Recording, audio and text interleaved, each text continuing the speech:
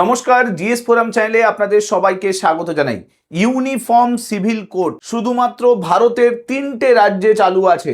চতুর্থতম রাজ্য হিসেবে পশ্চিমবঙ্গ নতুন করে এই বিল আনতে চলেছে। এতদিন পর্যন্ত এই বিল থমকে ছিল। এবার সোমবার দিন যেটা জানা যাচ্ছে যে নতুন করে এই দেওয়ানি বিধি বিল, অভিন্ন দেওয়ানি বিধি বিল পেশ করবেন মুখ্যমন্ত্রী শুভেন্দু অধিকারী, এবং পশ্চিমবঙ্গই দেশের চতুর্থতম রাজ্য হতে চলেছে যেখানে ইউনিফর্ম সিভিল কোড চালু হয়েছে। এবং আপনারা জানেন যে এই ইউনিফর্ম সিভিল কোড নিয়ে যথেষ্ট রাজনৈতিক বিতর্ক এবং ধর্মীয় বিতর্ক কিন্তু চলছে, আর তারই মধ্যে পশ্চিমবঙ্গে এই বিল নিয়ে আসা হচ্ছে। এই বিলে এক নিশান, এক দেশ, এক প্রতীক, এই চিন্তাভাবনা রাখা হয়েছে। অর্থাৎ এক নিশান, এক বিধান, এক সংবিধান, এই সমস্ত চিন্তাভাবনা রাখা হয়েছে। অত্যন্ত গুরুত্বপূর্ণ এই বিল। এই বিলে এমন কিছু ইনফরমেশন আছে যা পরবর্তীকালে পশ্চিমবঙ্গের বুকে ধর্মীয় বিতর্ক সৃষ্টি করতে পারে। এখানে আপনারা দেখতেই পাচ্ছেন যে বিধানসভা সূত্রের খবর, আগামী সোমবার দিন মুখ্যমন্ত্রী শুভেন্দু অধিকারী এই বিলটাকে বিধানসভায় পেশ করবেন। এর ফলে এই যে অভিন্ন দেওয়ানি বিধি বিল সেটা কার্যকর করার পথে দেশের বুকে চতুর্থতম নাম নথিভুক্ত করতে চলেছে পশ্চিমবঙ্গ। বিধানসভা সূত্রে জানা গিয়েছে যে সোমবার মোট 5টা বিল পেশ করা হবে। তার মধ্যে রাজনৈতিক প্রশাসনিকভাবে সব থেকে বেশি গুরুত্বপূর্ণ যে বিলটা, সেই বিলটা হচ্ছে ইউনিফর্ম সিভিল কোড বা অভিন্ন দেওয়ানি বিধি বিল 2026। বৃহস্পতিবার সন্ধ্যে 7টার সময় স্পিকার রথীন্দ্র বসু তার ডাকার যে কার্যবিবরণী, সেই কার্যবিবরণীর যে বৈঠক হবে, সেই বৈঠকে এই বিলটি পেশের চূড়ান্ত সিদ্ধান্ত নেওয়া হয়েছে। আপনারা জানেন যে এই ইউনিফর্ম সিভিল কোড নিয়ে যখন দেশের 3টে রাজ্যে চালু হয়েছিল তখন প্রচুর রাজনৈতিক বিতর্ক চালু হয়েছিল, প্রচুর রাজনৈতিক প্রতিরোধ চালু হয়েছিল। আপনারা জানেন যে ট্রিপল তালাকের ওপরে একটা প্রোটেস্ট পর্যন্ত হয়েছিল এবং সেখানে পুলিশের লাঠিচার্জ হয়েছিল। এবার পশ্চিমবঙ্গে এই বিলটা আসছে। এই বিলটা নিয়ে বিস্তর আলোচনা হবে। আলোচনার জন্য 1 ঘন্টা সময় দেওয়া হয়েছে। বিধানসভা সূত্রে জানা গেছে যে এই বিলটার আলোচনাতে বিরোধীরাও পার্টিসিপেট করবে। এই মুহূর্তে বিরোধী দলনেতা ঋতব্রত বন্দ্যোপাধ্যায় তিনি উপস্থিত থাকবেন এবং তার সঙ্গে সঙ্গে বিভিন্ন ক্যাবিনেট মন্ত্রীরা এই পুরো বিলটার আলোচনায় কিন্তু অংশগ্রহণ করবেন। কিন্তু প্রশ্ন হচ্ছে, কেন এই ইউসিসি মানে ইউনিফর্ম সিভিল কোড নিয়ে এত বেশি সমস্যা হচ্ছে, আর এই বিলের মধ্যে কি রয়েছে? দেখুন, এই বিলের মেন উদ্দেশ্য হচ্ছে বর্তমান ব্যবস্থার পরিবর্তে এমন একটি আইন নিয়ে আসা যার মাধ্যমে বিবাহ থেকে শুরু করে বিবাহ বিচ্ছেদ, উত্তরাধিকার সংক্রান্ত, দত্তক গ্রহণের মতো ব্যক্তিগত বিষয়, এই সমস্ত ক্ষেত্রে সমস্ত ধর্মীয় সম্প্রদায়ের জন্য যে আলাদা আলাদা আইন আছে সেই সমস্ত আইনকে রিপ্লেস করে একটা মাত্র আইন নিয়ে আসা হচ্ছে। অর্থাৎ মুসলিমদের জন্য আইন যেটা রয়েছে, খ্রিস্টানদের জন্য যে আইন রয়েছে, হিন্দুদের জন্য যে আইন রয়েছে, সেই সব আইনকে রিপ্লেস করে একটাই মাত্র আইন নিয়ে আসা হবে যেখানে বিবাহ বিচ্ছেদ থেকে শুরু করে, বিবাহ থেকে শুরু করে সম্পত্তির উত্তরাধিকার থেকে শুরু করে এই সমস্ত কিছু ক্ষেত্রে একটাই আইন আসবে। এবং তার জন্যই কিন্তু এই পুরো বিষয়ে যথেষ্ট কিন্তু একটা বিতর্ক শুরু হয়েছে। দেখুন, এই আইন হঠাৎ করে আসছে না। সুপ্রিম কোর্টের অনেকগুলো ল্যান্ডমার্ক জাজমেন্ট রয়েছে, যে জাজমেন্টের মাধ্যমে সুপ্রিম কোর্ট ডিসাইড করেছে, অনেকবার এই জিনিসটা এসছে যে ভারতের বুকে এই ইউনিফর্ম সিভিল কোড আসার খুব দরকার আছে। দেখুন, 1985 সালে প্রথম যে কেস দেখতে পাচ্ছেন, শাহবানো বেগম কেস, এই কেসেও কিন্তু সেমভাবে যারা মুসলিম নারীরা ছিল তাদের উপরে হচ্ছে তাদের ভরণ পোষণের অধিকার নিয়ে এই মামলা হয়েছিল এবং সুপ্রিম কোর্ট সেখানে বলেছিল যে ইউসিসির পদক্ষেপ খুব বড়ভাবে দরকার আছে ভারতের বুকে।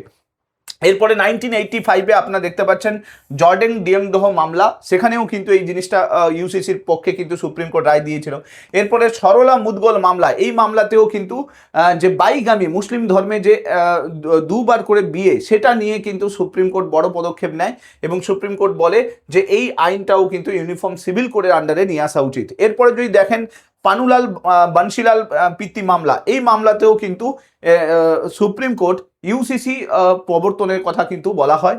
এরপরে আমরা যদি দেখি lily Thomas case, supreme court বলেছিল যে ধর্ম নিরপেক্ষতা ও সমতার ভিত্তিতে একটি ইউসিসি তৈরি করার দরকার আছে। তার মানে বুঝতেই পাচ্ছেন যে অনেকগুলো কিন্তু সুপ্রিম কোর্ট কেস হয়েছে যেখানে বারবার এই ইউনিফর্ম সিভিল কোডের কথা সুপ্রিম কোর্ট তুলে ধরেছে।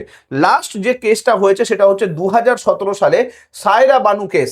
এই কেসে কিন্তু ট্রিপল তালাক নিয়ে সমস্যা তৈরি হয় এবং ট্রিপল তালাককে অসাংবিধানিক বলে ডিক্লেয়ার করে সুপ্রিম কোর্ট এবং সুপ্রিম কোর্ট বলে যে সমস্ত ধর্মীয় ন্যায়ের স্বার্থে একটি একক আইন দরকার আছে, অর্থাৎ ইউনিফর্ম সিভিল কোডের দরকার আছে। তার মানে সুপ্রিম কোর্টে কিন্তু এই নিয়ে বিস্তর মামলা হয়েছে, সেই মামলার পরে এই নতুন আইন নিয়ে আসা হচ্ছে। দেখুন, এই নতুন আইনে সব থেকে বড় বিষয় সেটা হলো সবার জন্য, সব ধর্মের জন্য একটাই মাত্র আইন থাকবে, অর্থাৎ ডিফারেন্ট আইন নয়, একটাই মাত্র আইন থাকবে এবং সংবিধানের 44 নম্বর অনুচ্ছেদে এই আইনটাকে যুক্ত করা হবে। 44 নম্বর যে অনুচ্ছেদ রয়েছে সেখানে রাষ্ট্রের যে কর্তব্য ও দিক নির্দেশিকা নীতি রয়েছে, অর্থাৎ ডিরেক্টিভ প্রিন্সিপাল ও স্টেট পলিসি, সেখানে কিন্তু এই ইউসিসির কথা মেনশন করা আছে এবং এই আইন নিয়ে যথেষ্ট বিতর্ক শুরু হয়ে গেছে, প্রচুর আলোচনা শুরু হয়ে গেছে। কারণ দেখুন, সংবিধানের আর্টিকেল 44-এ ইউসিসিকে নিয়ে আসা হচ্ছে, ঠিক আছে, কোনো অসুবিধা নেই, কিন্তু সমস্যা কোথায় হচ্ছে? সমস্যা হচ্ছে সংবিধানে আরও একটা আর্টিকেল রয়েছে, সেটা হচ্ছে আর্টিকেল 14 এবং আর্টিকেল 25। আর্টিকেল 14-এ বলেছে যে সবার জন্য সমান অধিকার থাকবে এবং আর্টিকেল 25-এ বলেছে যে ধর্মের মানুষ রয়েছে সে তার ধর্মের যে ব্যবহার সেটা কিভাবে করবে সেই ধর্মের আইন অনুযায়ী কিন্তু হবে। এবার ভেবে দেখুন, ধরো মুসলিমদের যে আইন রয়েছে সেই আইনটা মুসলিমরা পালন করার চেষ্টা করবে, ক্রিশ্চিয়ানদের যে আইন রয়েছে, বিয়ের যে প্রথা রয়েছে, যে সিস্টেম রয়েছে সেটা পালন করার চেষ্টা করবে, হিন্দুদের ক্ষেত্রেও সেম করার চেষ্টা করবে, কারণ সংবিধান আমাদেরকে সেই মৌলিক অধিকারটা দিয়েছে। কিন্তু যখনই এই ইউনিফর্ম সিভিল কোড চালু হয়ে যাবে, ভেবে দেখুন এই আইন কিন্তু সম্পূর্ণভাবে বদলে যাবে। এই আইন মুসলিমদের ক্ষেত্রে যে আইন আছে সেটাও বদলে যাবে, খ্রিস্টানদের ক্ষেত্রে যে আইন আছে সেটাও বদলে যাবে এবং হিন্দুদের ক্ষেত্রে যে আইন আছে সেই আইনটাও রিপ্লেস হয়ে একটাই মাত্র আইন হয়ে যাবে ইউসিসি। আর সেটা নিয়েই কিন্তু এই ধর্মীয় বিতর্ক শুরু হয়েছে। এখন কেন্দ্র এটা কেন করতে চাইছে? দেখুন, ওমেন এম্পাওয়ারমেন্ট খুব জরুরি। এই ইউনিফর্ম সিভিল কোড সেটা কিন্তু ওমেন এম্পাওয়ারমেন্ট করতে হেল্প করবে। কিভাবে?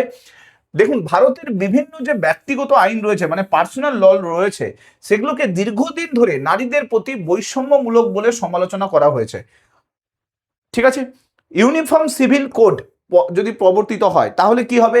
3 তালাক প্রথা, আপনারা জানেন যে মুসলিম সমাজে তালাক তালাক তালাক 3বার বললেই কিন্তু বিবাহ বিচ্ছেদ হয়ে যায়, ঠিক আছে? সেই 3 তালাক প্রথা বা উত্তরাধিকারে নারীদের যে অসম অধিকার বা বাল্য বিবাহের মতো ঘটনা, এই যে জিনিসগুলো হতে থাকে, এগুলো বিভিন্ন ধর্মের ক্ষেত্রে বিভিন্ন আইন আছে এবং সেই আইনগুলো কেন্দ্রীয় সরকার চাইছে যে নারীর ক্ষমতায়নের ওপরে ফোকাস করতে হবে, আইনগুলোকে বদলে ফেলার খুব দরকার আছে। এই যে অসমতা আছে, নারীদের প্রতি একটা বৈষম্যমূলক আচরণ করা হচ্ছে, সেটাকে বদলে ফেলার খুব দরকার আছে। রিসেন্টলি একটা রিপোর্ট পাবলিশ হয়েছিল, national family health survey report. এই রিপোর্টে আপনি দেখতেই পাবেন যে নারীদের ওপরে কিভাবে বৈষম্যমূলক ঘটনা ঘটছে। সেখানে রিপোর্ট অনুযায়ী 20 থেকে 24 বছর বয়সী নারীদের মধ্যে প্রায় 23% নারী এরকম রয়েছে যাদের 18 বছর হওয়ার আগেই তাদেরকে কিন্তু বিয়ে করিয়ে দেওয়া হচ্ছে। সো বুঝতেই পারছেন, এক ধরনের বলতে পারেন যে বাল্য বিবাহ টাইপের, অর্থাৎ সে ম্যাচিওর হয়নি তার আগেই তাকে বিয়ে দেওয়া হচ্ছে। এই পরিসংখ্যান সারা দেশে কিন্তু একটা অভিন্ন বিবাহ আইন, সেই আইনের কিন্তু প্রয়োজনীয়তার দিক নির্দেশ করে। কারণ এই আইন না এলে বিভিন্ন ধর্মের ক্ষেত্রে রুলস দেখিয়ে, আইন দেখিয়ে কিন্তু এই ধরনের বাল্য বিবাহ চলতে থাকবে। ইউসিসি কার্যকর হলে বাল্য বিবাহের হার কমতে পারে এবং নারীদের যে অধিকার, সেই অধিকার কিন্তু অনেক বেশি শক্তিশালী হতে পারে। আপনারা জানেন যে সায়রা বানু কেস, এই কেসেও কিন্তু এই পুরো বিষয়টা সুপ্রিম কোর্ট কিন্তু তুলে ধরেছিল যে এই যে ট্রিপল তালাক, এই ট্রিপল তালাক ব্যাপারটাই কিন্তু সম্পূর্ণভাবে মুসলিম ধর্মের যে আইন আছে সেই আইনে থাকতে পারে, কিন্তু সম্পূর্ণভাবে নারীদের প্রতি বৈষম্য তৈরি করে। তাই সুপ্রিম কোর্টও দিক নির্দেশ করেছিল যে এই আইনের বদল খুব দরকার আছে। কিন্তু রিসেন্টলি আপনারা জানেন যে ল কমিশনের রিপোর্টও পাবলিশ হয়েছিল। 2018 সালে ল কমিশনের রিপোর্ট পাবলিশ হয়, আর সেখানে ল কমিশন অফ ইন্ডিয়া বলে যে এই মুহূর্তে ভারতের নাকি এই ইউনিফর্ম সিভিল কোডের প্রয়োজন নেই। যদি প্রয়োজন হয় সেটা পরবর্তীকালে প্রয়োজন হবে, কিন্তু এখন প্রয়োজন নেই। কিন্তু এটা 2018 সালে ল কমিশনের রিপোর্ট। আপনারা জানেন যে এই মুহূর্তে আমরা আরও 8 বছর পেরিয়ে 2026 সালে রয়েছি। তাই 2026 সালের দিক যদি বর্তমান পরিস্থিতির কথা দেখি তাহলে কিন্তু এই লয়ের কিন্তু খুব প্রয়োজন রয়েছে। সংখ্যালঘু সম্প্রদায়ের যদি দেখেন, এটা নিয়ে যথেষ্ট কনসার্ন তৈরি হয়েছে, কারণ সংখ্যালঘু সম্প্রদায় ভাবছে যে যদি এই ধরনের বিল আসে তাহলে কিন্তু হচ্ছে তাদের যে সম্প্রদায় সেটা কিন্তু প্রবলেমের মধ্যে আসতে পারে। তাদের আশঙ্কা আছে যে ইউনিফর্ম সিভিল কোড যেটা, সেটা যদি প্রণয়ন হয় তাহলে তাদের যে সংখ্যা গরিষ্ঠতা সেটা কিন্তু কমতে পারে এবং ধীরে ধীরে ধীরে ধীরে তারা কিন্তু আরও সংখ্যালঘু হতে পারে। এই যে চিন্তাভাবনা, এই একটা কিন্তু রয়েছে এবং তারা এটা ভাবছে যে তাদের যে ধর্মীয় এবং সাংস্কৃতিক এবং সামাজিক যে পরিচয় রয়েছে পার্সোনাল লতে, মুসলিম পার্সোনাল লতে, সেগুলোও কিন্তু আস্তে আস্তে আস্তে আস্তে বিলোপ হয়ে যাবে এবং তারা এই আশঙ্কা করে এই পুরো বিলের কিন্তু বিরোধিতা করছে। এখন দেখার বিষয়, দেখুন রাজ্য সরকার নতুন করে এই আইন নিয়ে আসছে। এই আইন নিয়ে যে ধর্মীয় বিতর্ক শুরু হবে সেটা বলার আর কথা রাখে না, কারণ এটা একদিকে যেরকম ব্যক্তিগত আইনকে রিপ্লেস করবে, বিবাহ আইনকে রিপ্লেস করবে, বিবাহ বিচ্ছেদের আইনকে রিপ্লেস করবে, তার সঙ্গে সঙ্গে উত্তরাধিকার রিলেটেড যে সম্পত্তির উত্তরাধিকার সেই রিলেটেড আইনকেও রিপ্লেস করবে, দত্তক গ্রহণের আইনকেও কিন্তু রিপ্লেস করবে। তো এই বিষয়গুলোতে যদি একটা সিঙ্গেল আইন আসে এবং সেই বিল কতটা কার্যকর হয়, সেই আইনটাকে কতটা ভালোভাবে কার্যকর করতে পারে রাজ্য সরকার, সেদিকে কিন্তু সবার নজর থাকবে। এবং যদি এই বিল ইমপ্লিমেন্ট করতে গিয়ে অনেক সমস্যার সম্মুখীন কিন্তু রাজ্য সরকার ফেস করবে এবং ভবিষ্যতে এই বিল যখন চালু হয়ে যাবে তখন কিন্তু ধর্মীয় বিরোধ এবং রাজনৈতিক যে চর্চা, যে তুমুল বিতর্ক, সেই বিতর্কও কিন্তু নতুন করে শুরু হয়ে যাবে। দেখার বিষয় রাজ্য সরকার নতুন করে কি স্টেপ নেয় এই বিষয়ে, এই বিলটা কিভাবে পাস করানো হয়, বিধানসভাতে কি হচ্ছে, এই সমস্ত কিছু রিলেটেড পরবর্তীকালে যা কিছু আপডেট আসবে আমি চেষ্টা করব ভিডিওর মাধ্যমে নিয়ে আসার জন্য। এই ভিডিওগুলো যদি আপনাদের ভালো লাগছে, আপ টু ডেট ইনফরমেশন এবং যে সমস্ত আইনগুলো আসছে সেগুলো রিলেটেড ইনফরমেশনগুলো যদি ভালো লাগছে, তাহলে অবশ্যই এই ভিডিওটাকে লাইক করে দেবেন। চ্যানেলটাতে নতুন হয়ে থাকলে সাবস্ক্রাইব করে নেবেন এবং পাশে যে বেল আইকন রয়েছে সেই বেল আইকনটা ক্লিক করে নেবেন। আর মাস্ট এই ভিডিওটাকে শেয়ার করতে ভুলবেন না। Thank you so much. Next ভিডিওতে আপনার সঙ্গে আবার দেখা হচ্ছে। Till then, bye by.